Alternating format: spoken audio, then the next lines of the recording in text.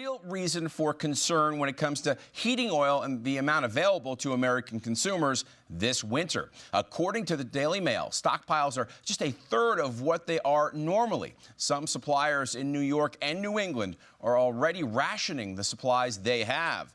The northeastern part of the United States relies heavily on oil to heat homes during the winter months, while most of the country uses electricity and natural gas. According to the Daily Mail, the limited supply is a result of production capacity not being built back up after the pandemic, as well as cutting off Russia's abundant oil and natural gas production. Despite the fact that the nation's gross domestic product, which measures goods and services produced, grew by 2.6% in the third quarter, economists believe there's much to be worried about, like a double-dip recession.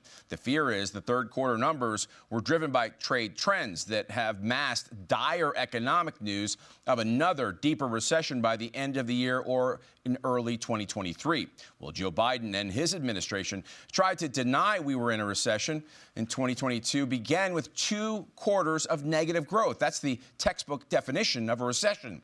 The bottom line, this brief good news may just be the calm before the storm. Fior? A Washington state judge has slapped Facebook's parent company Meta with a $24.7 million fine for violating the campaign finance disclosure law. Wednesday, Superior Court Judge Douglas North issued the penalty after Meta violated Washington's 1972 Fair Campaign Practices Act. The law requires newspapers, television stations, and platforms like Meta to publish the names and addresses of people who purchase political ads, who the ads target, how the ads are funded, and the number of views each ad receives. The social media platform argued the law was unconstitutional because it placed an undue burden on political speech and was, quote, virtually impossible to fully comply. However, Democrat Washington Attorney General Bob Ferguson said Facebook, quote, intentionally disregarded the state's election transparency law. Just the News reported Meta was fined $30,000 for each of its 822 violations, the largest campaign finance-related fine ever in the United States history. Greg? Let's stay with social media. Elon Musk officially now owns Twitter, completing the $44 billion purchase as of Thursday night.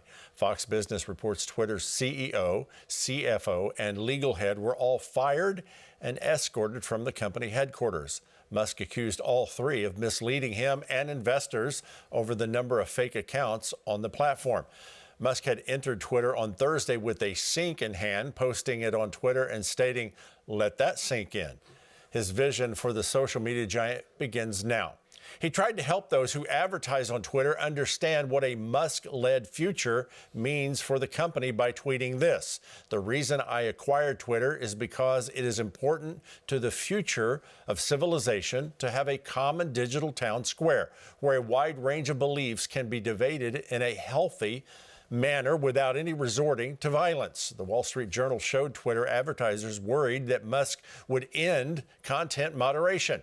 Musk then decried the impact of existing social media polarization, stating there is currently great danger that social media will splinter into far right-wing and far left-wing echo chambers that generate more hate than divide our society.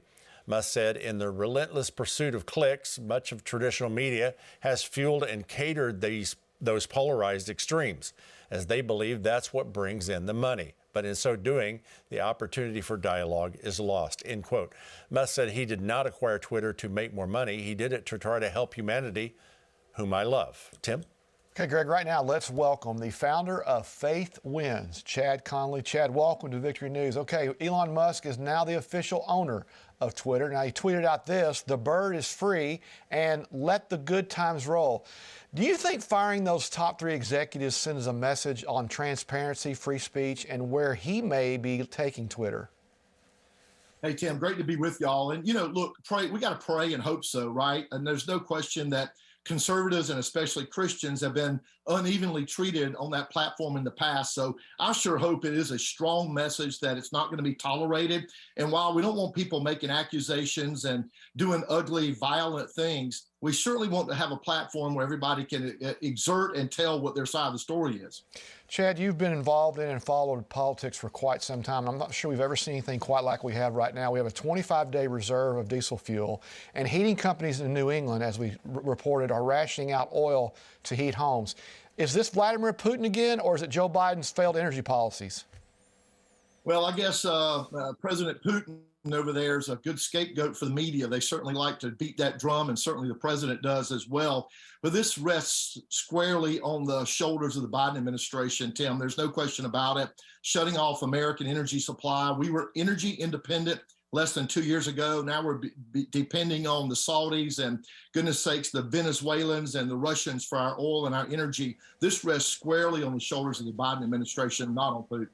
Okay, Joe Biden wants Americans to believe what he says, not what they're experiencing. So listen to this. Given record inflation, why should voters choose Democrats? Because it's not record inflation anymore. I'm bringing it down. The other thing is that I think you're going to see that people are looking to say, wow, the price, not only gas is down, but the price of I'm not getting charged for overdrafting my checks. He also went on to say the cost of beef and eggs is not the problem with food costs. It's things like Raisin Bran. So what do you make of his comments and the reality of inflation, Chad? You know, I think it's two things. First, it's sad his family keeps putting him out. I can't imagine my family doing this because it's incoherent and it's inconsistent. You know, we've now been to 32 states, David Barton and I, on our American history, our American restoration tour, and real Americans are not agreeing with the president. They feel the pain and the pinch of prices. I know we feel it in our family, my brothers, my sister, their families, my dad, people living on fixed incomes. This inflation is real and it hurts. And I'm afraid we have not seen the worst of this, to be honest. Chad, this is Greg Stevens. Thanks for being with us. Tell us why you founded FaithWins and what its goals are.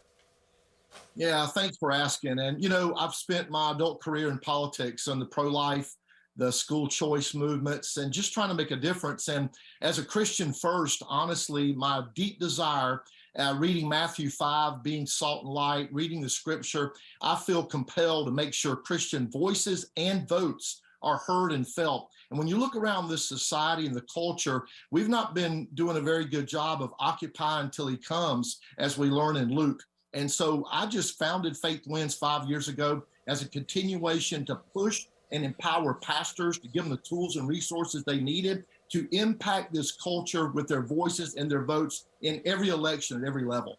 Now, it seems like from the White House down, liberal, progressive socialists are targeting Christians. Why would this be an agenda for them?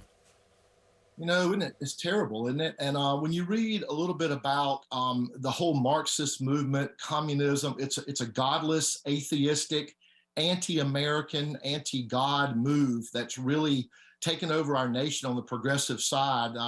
These aren't your granddaddy's Democrats. The progressives are pushing them to have an agenda that cancels out everything that's conservative and especially Christian. You know, it kind of just comes to the time when you realize they don't want to have debate.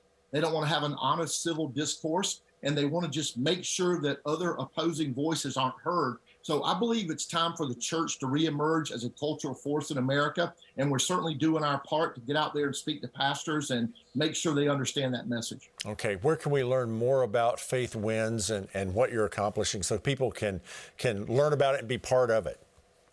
Yes, sir. FaithWins.org, F-A-I-T-H, FaithWins, W-I-N-S.org. It has our full schedule. We just were in Nevada and California this past week.